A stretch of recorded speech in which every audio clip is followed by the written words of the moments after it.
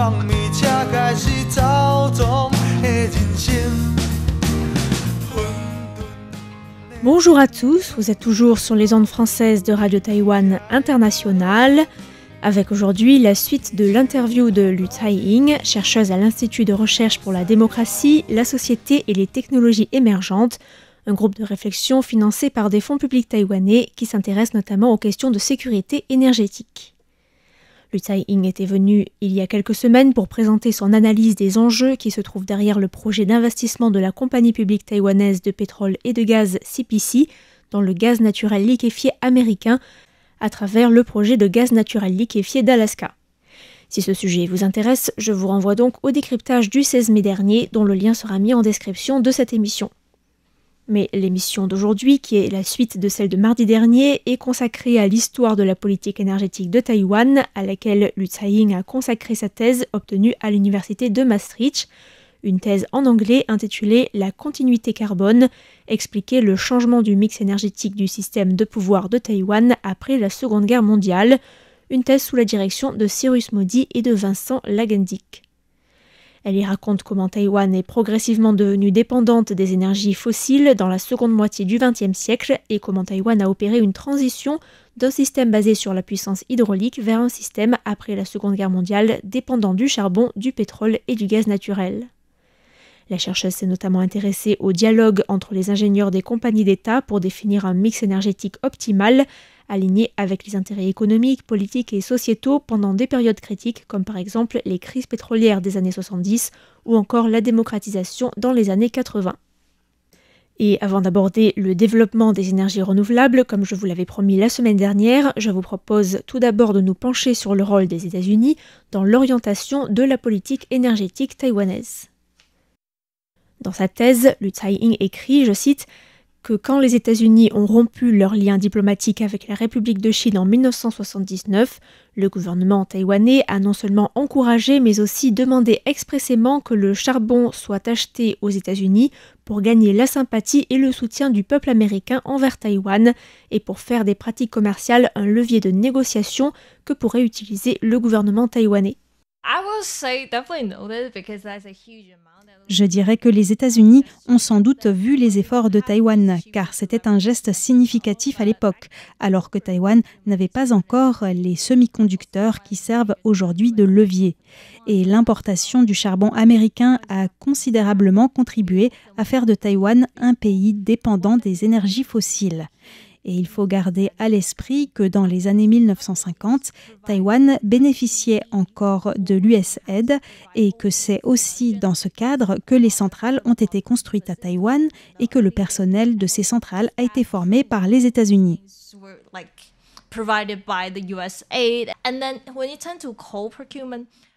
Et pour ce qui est de l'approvisionnement en charbon, il faut évoquer les deux crises majeures de l'énergie. Lors de la première crise, Taipower a gagné en indépendance au niveau des décisions liées à l'approvisionnement en carburant et a été autorisé à se procurer son propre charbon, énergie nucléaire et gaz naturel liquéfié pour l'alimentation en électricité.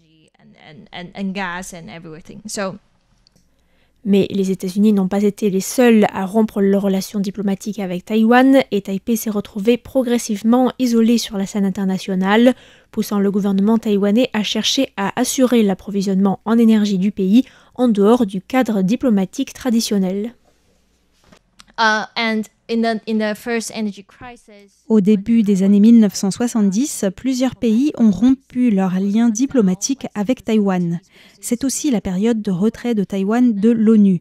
La question s'est posée de savoir de quelle manière sécuriser l'approvisionnement en pétrole importé sans ces relations diplomatiques et les accords stratégiques bilatéraux que ces relations rendaient possibles. Car il s'agit d'accords bilatéraux entre gouvernements. Sans reconnaissance, la question se pose. Taipower a alors pris le rôle d'un acteur national et a passé directement des accords avec l'Arabie saoudite pour mettre en place un programme d'aide technique pour aider à construire des systèmes électriques dans un village saoudien en échange d'un soutien de l'assurance d'un approvisionnement stable en pétrole. Et ça a marché. Autre élément important, le deuxième choc pétrolier de 1979, après lequel le gouvernement taïwanais, pour éviter l'impact de la fluctuation des prix, a tenté de moins dépendre du pétrole en achetant de nouveau plus de charbon. Toutes ces difficultés dans l'approvisionnement en énergie ont poussé les autorités taïwanaises à réfléchir aux moyens de garantir la sécurité énergétique de Taïwan, tout en prenant en compte également la situation interdétroit.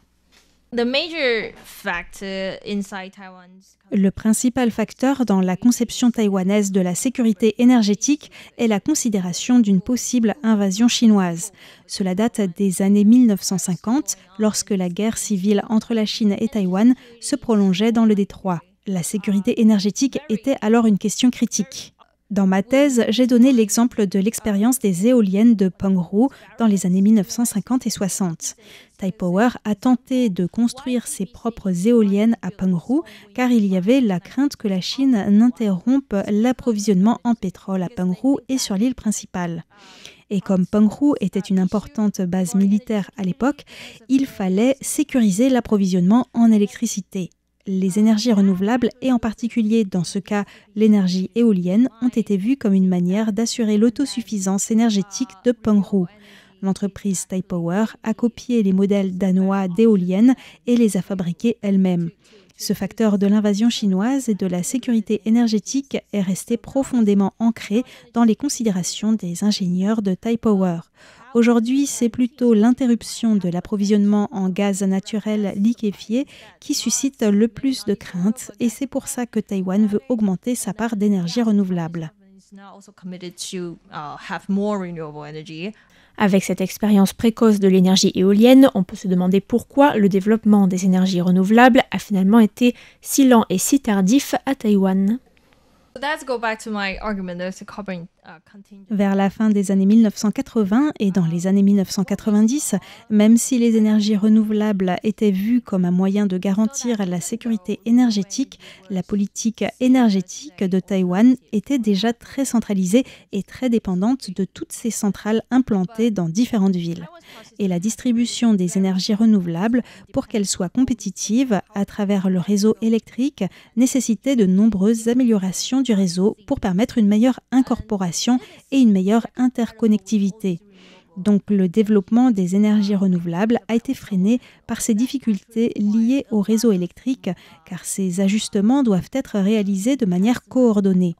Et les plus gros consommateurs d'électricité, l'industrie, la pétrochimie, ont en fait été les pionniers en termes de projets de démonstration en énergie solaire ou éolienne, car ce sont eux qui ont le plus d'argent pour investir dans ces infrastructures.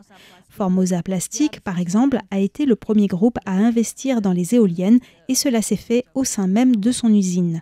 Ces éoliennes n'étaient pas connectées au réseau électrique. Et si ces éoliennes ont été installées là et non pas au large de la côte ouest de Taïwan, comme c'est le cas aujourd'hui, c'est que l'état du réseau électrique ne le permettait pas. Ce n'est donc pas une, mais plusieurs raisons qui sont à l'origine de la lenteur du développement des énergies renouvelables à Taïwan, qui ne s'est vraiment accéléré qu'à partir de la moitié des années 2010 avec la construction à grande échelle de parcs éoliens offshore. Depuis 2016, on peut voir dans les statistiques que l'autosuffisance de Taïwan en matière d'énergie est passée de 6,6 à 13,3 environ en 2024. C'est une croissance très importante en juste 10 ans. 13,3%, c'est très proche du niveau du Japon et de la Corée du Sud. Donc les infrastructures, l'état du réseau a freiné le développement des énergies renouvelables dans les années 2000, mais maintenant, depuis 2016, ce développement est assez rapide. En plus de l'énergie éolienne et de l'énergie solaire, on peut aussi évoquer l'annonce par Google en avril de la signature d'un accord pour investir dans l'énergie géothermique à Taïwan. La politique actuelle du gouvernement taïwanais est de développer les énergies vertes et d'augmenter l'utilisation du gaz naturel liquéfié pour atteindre les 50% d'ici 2050 et de baisser la part de charbon et de pétrole, puis celle de gaz naturel liquéfié au fur et à mesure de l'augmentation de la part des énergies renouvelables. Reste à savoir si Taïwan parviendra à passer de 11,6% d'énergie renouvelable en 2024 dans le mix énergétique à 20% en novembre 2026 et à 30% en 2030, des objectifs affichés par le gouvernement taïwanais. Merci à tous pour votre écoute et à bientôt sur Radio Taïwan International.